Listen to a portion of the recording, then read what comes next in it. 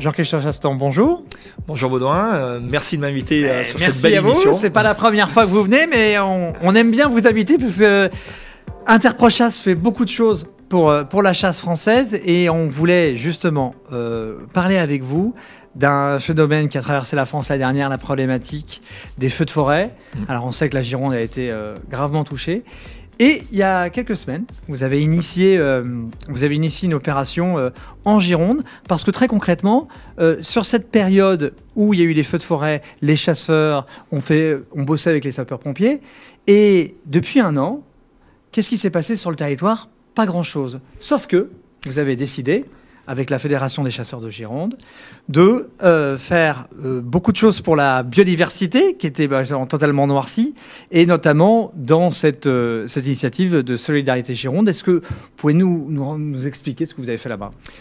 Oui, absolument. Moi, en tant que chasseur, en tant qu'amoureux de la nature, en tant qu'agriculteur, j'ai été touché par cette détresse à la fois de la nature, cette dégradation gigantesque hein, par ces incendies qui ont détruit à la fois la flore, les forêts, mais également il y a eu énormément, et ça on a un peu parlé, mortalité de la faune sauvage. Bien sûr. Et j'ai été touché aussi par l'élan de solidarité des gens du territoire, des gens ruraux du territoire qui sont mobilisés pour accompagner les pompiers parce que les gens voulaient sauver leur territoire. Et dans ces gens-là, il y avait effectivement énormément de chasseurs puisque c'est eux qui ont la connaissance précise du territoire. Et je m'excuse, mais non pas ceux qui font de l'écologie de bureaux ou de canapés à la télé en région parisienne. Parce que donc effectivement, là, on avait des vrais acteurs de terrain. Ouais, c'est vrai, et on peut le dire et quand même l'affirmer, c'est que un certain nombre d'associations sont très forts pour taper sur les chasseurs, mais en revanche, ils sont pas beaucoup sur le terrain. Et vous le savez, puisque vous avez été en Gironde, vous avez suivi cette opération. Et qu'est-ce qui va se passer pour ces territoires qui ont été gravement meurtris alors ? Moi, j'ai été simplement impacté et quand j'ai vu ça, je me suis dit, en tant que président d'Interprochasse, président des éleveurs de gibier, qu'est-ce qu'on pourrait faire pour accompagner ces gens qui sont vraiment remarquables, pour les accompagner à se reconstruire, à reconstruire leur territoire, à essayer de reconstruire une biodiversité qui a été totalement anéantie. Et je me suis dit, ça serait bien peut-être de mettre en place ce qu'on appelle un programme de restauration des territoires, des milieux et des populations. Et j'ai tout simplement appelé mon ami, le président de la Fédération des chasseurs de Gironde, Henri Sabarot, en lui proposant notre aide, en lui disant, voilà, je l'ai appelé Solidarité Gironde, Interprochasse est à l'initiative, je suis à l'initiative de ce projet-là, avec mes équipes derrière, et on a tout simplement proposé notre aide. Et d'une façon générale, je dis, voilà, nous, on préfère travailler sur cette thématique-là. Je vous propose que l'ensemble de nos équipes se rencontrent et qu'on puisse voir ce qu'on peut mettre en place pour les prochaines années. Donc, on a développé ce programme Solidarité Gironde et je pourrais vous le présenter. Mais alors, justement, l'objectif, c'était quoi? Parce que donc, il y a des centaines d'hectares qui ont été brûlés, sur lesquels les endroits où il n'y a plus de biodiversité, sur lesquels il y a énormément d'arbres et de faune sauvage qui ont été, entre guillemets, anéantis. Et donc là, vous avez mis en place tout un programme de réintroduction d'oiseaux. Voilà. Alors moi, mon objectif, c'est tout de suite, c'est un peu mon ancien métier de directeur en aménagement de l'environnement qui ressurgit, et puis également prescripteur auprès des chasses et des chasseurs en tant qu'éleveur de gibier. C'est de proposer ce qu'on appelle des pratiques de remise en nature durables. Donc l'idée, c'était pas de dire on va remettre du gibier comme ça sans rien faire. Non, les territoires ont été dégradés, les milieux ont été dégradés. Donc la première chose, c'était de réhabiliter les territoires.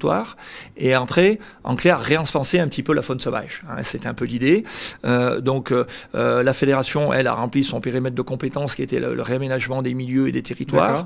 Donc, ça a été quoi? Réimplantation de haies, implantation de culture à gibier, de biotopes, mise en place d'agrénoirs et mise en place donc également de zones d'abreuvement, puisqu'il n'y avait plus rien. Moi, j'y suis allé, parce que moi, j'y suis allé. J'ai pris la peine d'y aller, de traverser le territoire. C'est des dizaines de... C'est lunaire, j'ai jamais vu ça. Vous traversez une route droite sur des dizaines de kilomètres, il n'y a plus rien. C'est tout anéanti. Donc, remettre de la faune sauvage comme ça, c'est pas possible. Donc, il s'agissait avant de rendre un milieu favorable. Donc, c'est en quoi s'engage la fédération. Ça se fait pas non plus en 6 mois. Nous, j'ai voulu que ce soit une action durable. Donc, c'est une action sur 3 ans. Et donc, Interprochasse offre des faisans. C'est l'espèce gibier qui a été choisie, c'est les faisans.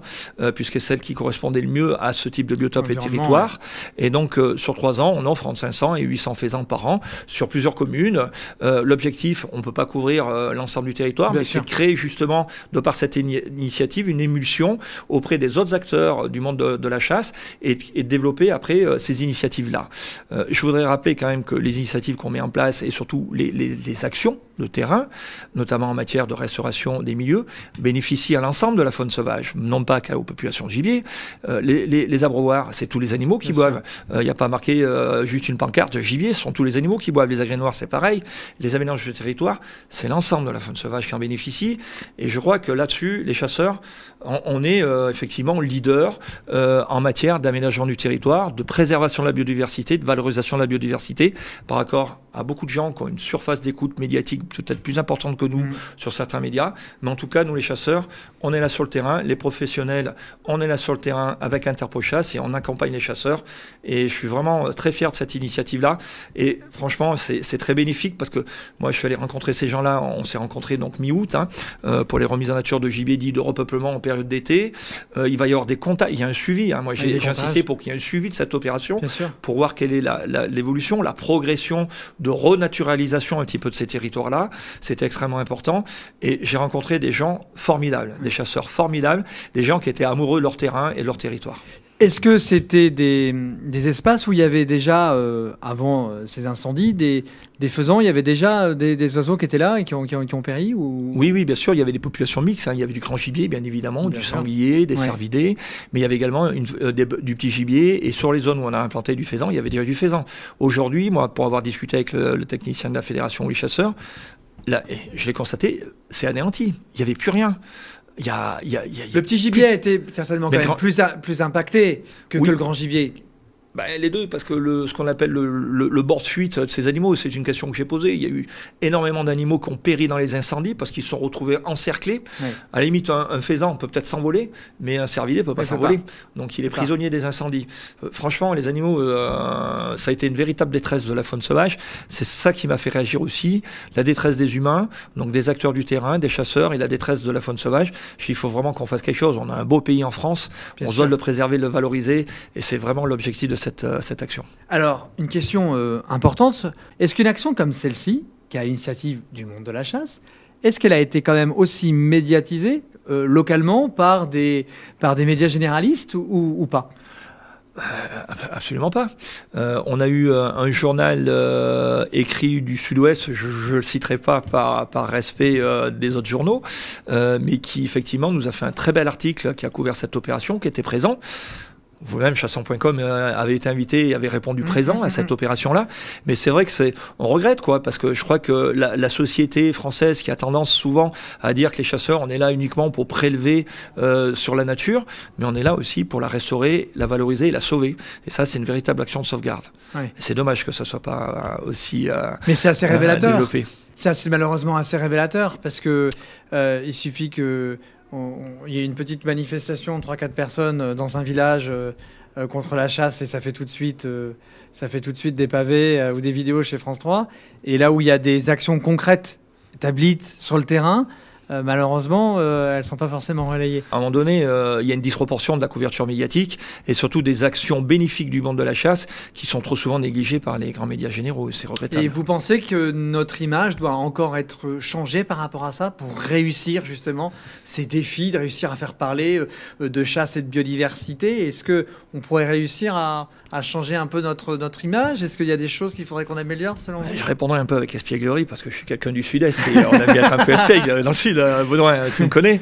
Et je dirais que effectivement, c'est dommage qu'on nous donne pas assez cette ouverture ou cette couverture plus exactement médiatique, parce que pour faire changer l'opinion publique, il faut qu'ils soient au courant.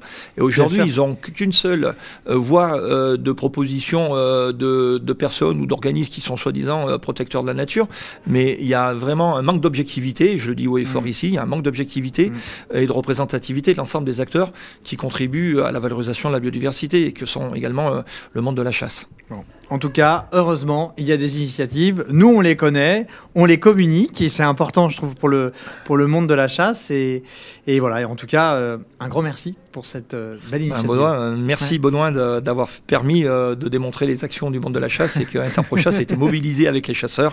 C'est extrêmement important et vive la chasse. Exactement. Merci Baudouin.